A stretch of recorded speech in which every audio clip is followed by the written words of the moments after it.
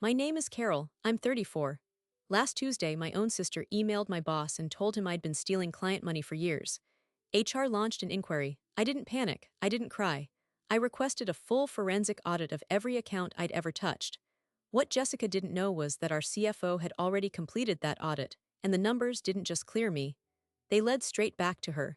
And he handed me the evidence at our family dinner. I'm a finance director with 10 years of clean books. My sister Jessica has resented me for twice as long. She thought that anonymous email would finally destroy me. She didn't know our CFO had already traced every digital footprint back to her home network. This is how a family grudge became a forensic crime scene. To understand what happened at that dinner, you have to understand who Jessica and I were before the accusation. We grew up in a split-level house in Naperville, Illinois. Same bedroom for 10 years, same hand-me-downs, same parents who never quite figured out how to praise one daughter without the other feeling invisible. I handled that by working harder. Jessica handled it by keeping score. I graduated summa cum laude from University of Illinois, accounting and finance double major. By 28, I'd passed the CPA exam on my first attempt. By 31, I was a finance director at Hartwell Capital, a boutique investment firm managing $430 million in client assets. I oversaw a team of 6, reconciled 47 accounts, and had never once had a variance over $50 that I couldn't document. My audit record was immaculate. That detail matters. Jessica took a different path. She dropped out of community college after 3 semesters, bounced between retail jobs, and eventually landed a receptionist position at a dental office. She wasn't unhappy with her life, she was unhappy with mine. And for years, I made excuses for her. I told myself her snide comments about my fancy job were just insecurity. I told myself her habit of asking probing questions about my clients' finances was just curiosity. I was wrong. Our family dynamic had calcified into something toxic. At every holiday, my parents would ask me about work, and Jessica would sit across the table, jaw tight, waiting for her moment to deflect. She'd make jokes about how I'd sold my soul to rich people. She'd ask why I couldn't help her with rent if I was so good with money. And then, about 6 months before the email, something shifted. The comments stopped being passive-aggressive. They became cold, strategic.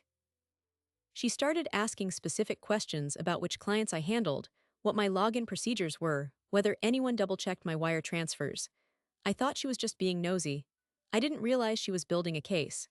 Now, to set the scene for how this exploded, Hartwell Capital is not a forgiving workplace. Our compliance department is rigorous.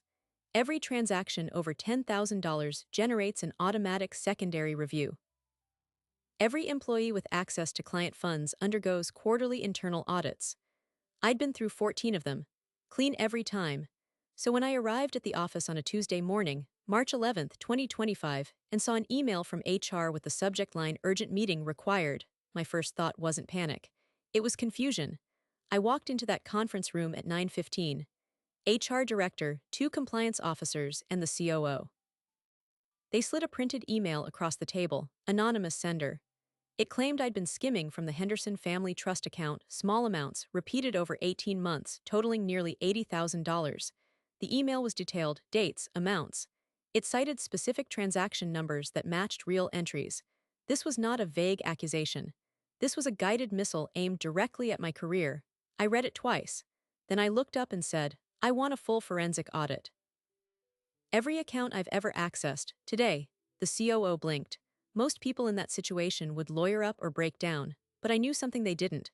The day before, our CFO Anthony had quietly finalized a routine third-party audit of all client accounts. It hadn't been published yet. I'd volunteered for it months ago as part of our compliance rotation. And I knew, with absolute certainty, what it would show. Anthony joined the meeting 10 minutes later. He's a tall man, late 50s, former forensic accountant himself. He'd always appreciated my meticulous records. When he heard the accusation, he didn't flinch. He just pulled up the draft audit report on his tablet and projected it onto the screen. 0 irregularities. The Henderson family trust accounts were balanced down to the penny. Every transaction had a verified counterparty, a signed authorization, and an audit trail timestamp. The anonymous email was a complete fabrication. But here's where it gets worse, and where the betrayal became something I couldn't ignore. Anthony didn't stop at the accounts. He'd already expanded the internal investigation to include the email itself.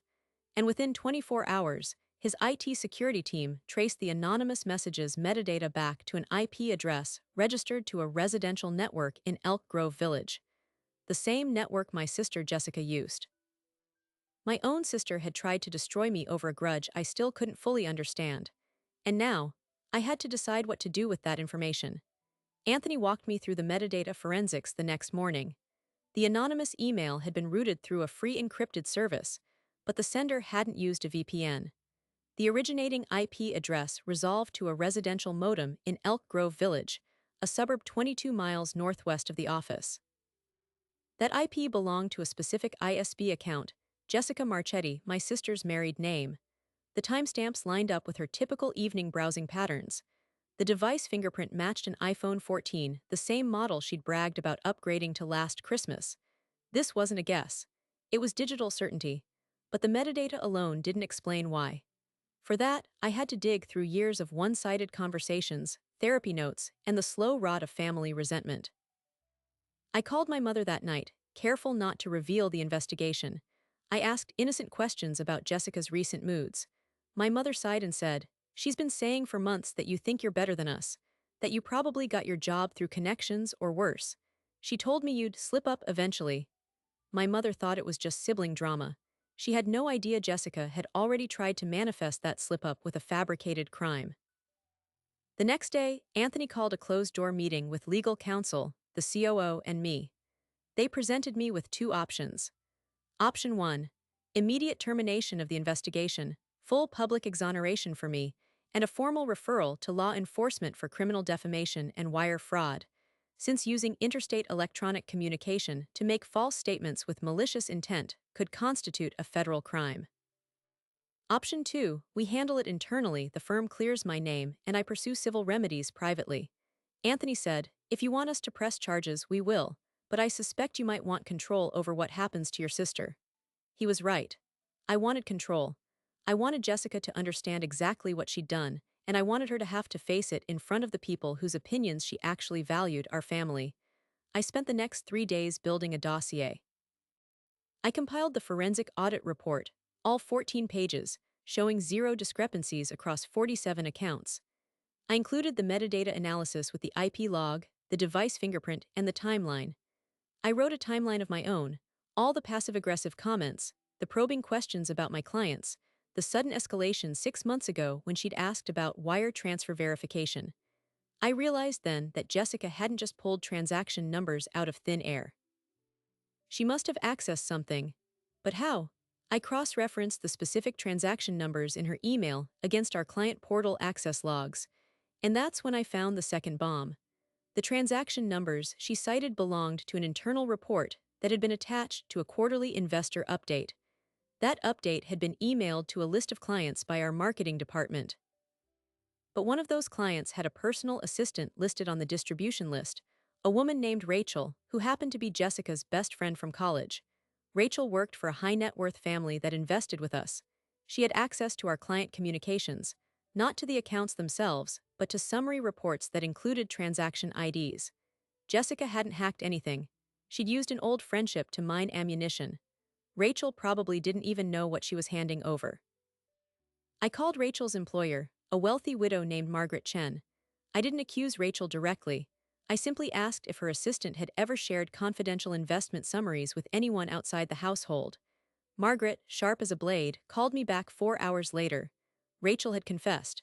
She'd forwarded a single email to Jessica 6 months ago, thinking it was harmless work gossip. When she realized the email had been weaponized into a criminal accusation, she broke down.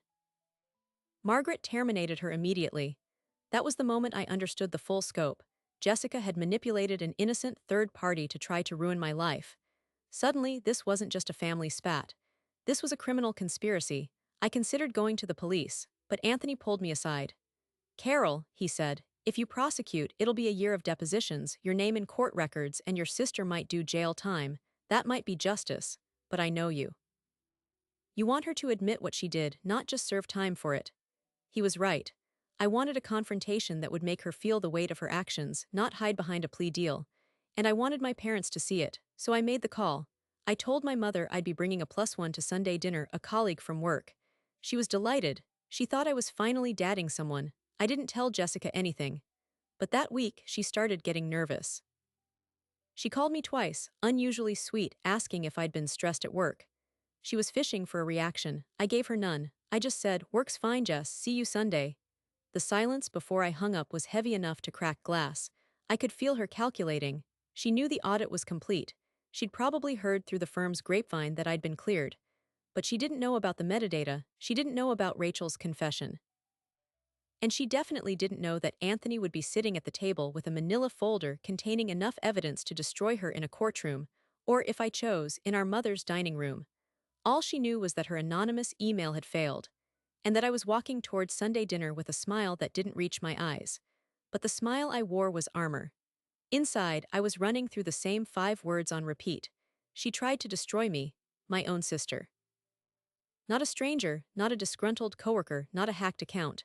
Jessica, the girl who used to borrow my sweaters and return them with stains. The woman who cried at my college graduation and whispered, "I'm so proud of you." That woman sat down at her kitchen table, opened her laptop, and typed a lie designed to end my career. And she used her best friend to do it. I didn't confront her immediately. I needed all the pieces in place.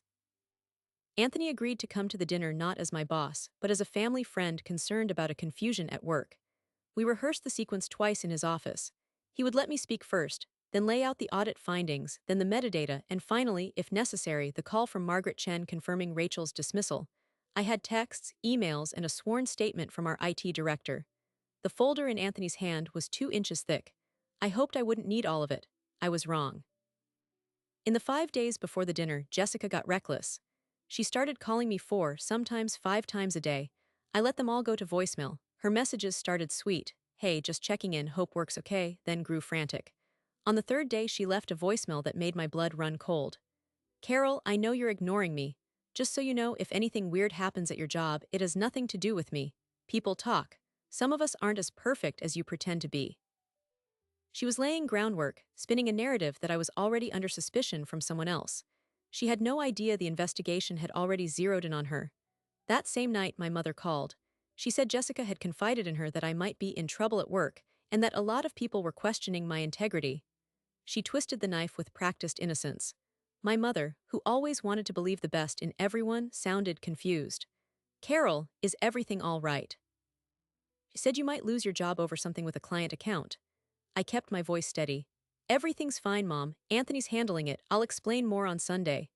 I could have shut it down right then. I didn't, because I knew my mother would relay my calm confidence back to Jessica, and that would only ratchet up her anxiety. I wanted her to stew in the uncertainty. For years, Jessica had fed on contrast, her chaos versus my stability. Now, for the first time, my stability was the weapon. The next morning, Anthony walked into my office with a grim expression. "It's worse than we thought," he said, closing the door. He showed me a printout of a second email. This one had been sent 3 days before the anonymous accusation, not to HR, but to a general compliance tip line set up by the SEC whistleblower program.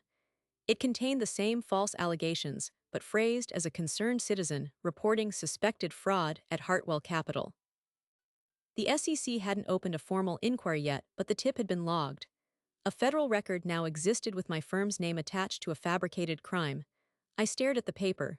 The device fingerprint was the same iPhone 14. The IP address was the same modem in Elk Grove Village. She hadn't just tried to get me fired. She tried to trigger a federal investigation that could have frozen client assets, crashed our reputation, and destroyed a 40-year-old firm. The sheer scale of the malice took my breath away. I thought I'd been dealing with sibling jealousy. I was actually dealing with someone willing to burn down a building to hurt me. Anthony called in our general counsel. We discussed legal exposure. If the SEC followed up and found the tip to be knowingly false, Jessica could face criminal charges for making false statements to federal investigators, up to 5 years in prison. Wire fraud charges were also on the table. I had to decide how far I wanted this to go. Counsel advised me to go straight to the authorities. "You have evidence of a false federal filing, you have a duty to the firm." I asked for 24 hours to think. That evening, I sat in my apartment and scrolled through old photos. Jessica and I as bridesmaids at our cousin's wedding, arms linked. Jessica at my college graduation, holding a sign that said, "My sister the CPA." Jessica at a birthday dinner 3 years ago, toasting me with a glass of cheap Prosecco. I tried to find the moment she turned. Maybe there wasn't one. Maybe the rot had always been there, just waiting for the right pressure to crack the surface. I called my therapist that night, Dr. Levin. She'd been helping me untangle the guilt I carried from years of being the successful one while Jessica struggled. She listened as I laid out the facts. Then she said something that reframed everything. Carol, this isn't about jealousy anymore. This is about a person who believed she had the right to destroy you. She will not stop unless you make her stop. And even then, she may not. I knew then that Sunday dinner wouldn't just be about clearing my name. It would be about forcing Jessica to face consequences she'd evaded her entire life. I called Anthony and our legal counsel. I told them I wouldn't press criminal charges, yet. But I wanted a full written retraction from Jessica, signed and notarized, distributed to every person she'd contacted, including the SEC. I wanted her to admit, in writing, that she'd fabricated the allegations. I wanted her to agree to long-term therapy as a condition of me not referring the case to federal prosecutors. And I wanted all of this to happen at my parents' dining table, with witnesses. I wanted her confession to be as public as her accusation. Saturday, I called my parents and told them I had something important to discuss. They assumed it was about my job. I didn't correct them. Jessica must have heard through our mother that I'd invited a guest and seemed serious. I learned later she'd been telling her husband that I was probably bringing a lawyer to threaten her. She wasn't wrong, but she had no idea how much evidence I had. She still thought she could talk her way out. Sunday came, March 23rd. The sky was overcast, the air thick with the kind of damp cold that seeps into bones. I wore my wine-red blazer, not because it looked professional, but because it made me feel in control. I picked up Anthony at noon. He was dressed in gray, understated, his manila folder tucked under his arm like a parishioner's Bible. Neither of us spoke much in the car. We pulled up to my parents' house just after 1:30. Jessica's SUV was already in the driveway. Through the kitchen window, I could see her sitting at the table next to our mother, laughing at something. She looked lighter than I'd seen her in months, relieved, almost giddy. She thought she'd gotten away with it. She had no idea that in approximately 4 minutes her entire life was about to detonate. We stepped inside. The house smelled like pot roast and vanilla, the same scent from 1,000 family dinners. My father was in the living room watching golf. My mother was adjusting place settings. Jessica sat at the dining table scrolling her phone, coffee in hand. She looked up when I walked in, saw Anthony, and the smile on her face flickered like a candle hit by wind. "Who's your friend?" she asked, voice too bright. I took my seat. Anthony sat beside me. "This is Anthony," I said. "He's the CFO at Hartwell Capital. He's not here for small talk." My father muted the television. My mother stopped folding napkins. Jessica's eyes darted to my hands, to the folder, to Anthony's face. She was already calculating an exit. Anthony opened the folder. He laid out the forensic audit first, clean across 47 accounts. Then the metadata report, IP address, device fingerprint, timestamps. He read the findings aloud, calm and precise, like delivering a weather report. The anonymous email originated from a residential modem in Elk Grove Village. The account holder is Jessica Marchetti. The sending device was an iPhone 14 matching the serial number associated with this account. He paused and looked directly at her. The same device was used 3 days earlier to submit a false tip to the SEC whistleblower office. My mother's hand went to her mouth. My father said, "What, Jessica, what is he talking about?" Jessica tried to laugh. It came out like a choke. "This is insane. Carol, are you seriously accusing me? You've always been paranoid." She started to stand. Anthony didn't move. "Sit down, Mrs. Marchetti," he said. "There's more." He produced Rachel's termination statement, Margaret Chen's voicemail transcript, the forwarded email with the transaction numbers. The chain of custody was unbreakable. Every piece of evidence pointed back to a single source: my sister, the girl who used to borrow my sweaters, the woman who told me she loved me. She had tried to end my career, my reputation, and my freedom. The room fell into a silence so thick I could hear my mother's tears hitting the tablecloth. My father looked at Jessica like he was seeing a stranger. "Why?" he asked. She didn't answer at first. Her face cycled through fear, anger, and then something I'd never seen before: defeat. "Because you always got everything," she finally whispered. "The grades, the job, the respect. I was just the screw-up sister. I thought if I could take you down a notch, maybe for once I'd matter." She was crying now, but not for me, for herself. For the years of nursing a wound that existed mostly in her own mind. I pulled out the written retraction I'd drafted. 3 pages. It admitted to fabricating all allegations, acknowledged the SEC filing was fraudulent, and promised to withdraw the complaint and distribute the retraction to every relevant party. It also included a notarized signature line and a condition that she enter long-term therapy. I slid it across the table. "Sign this," I said. "Do not argue, do not negotiate, you sign and I won't refer the case to the U.S. Attorney's Office for false statements to federal agents. You don't sign and our next conversation happens through lawyers." Her hand shook as she picked up the pen my father handed her. She read the pages slowly. I watched her realize line by line that she had no exit, no spin, no victim narrative that would survive these facts. She signed, my mother sobbed. My father turned away toward the window. But then Jessica did something I didn't expect. She looked up at me, face blotched and wet, and said, "I need you to know something. I wasn't just jealous, I've been depressed for years.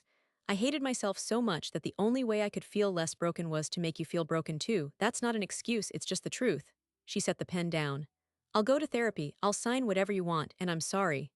There it was, the real surprise. Not that she'd been caught, that was inevitable. But that in the moment of absolute exposure she finally dropped the armor.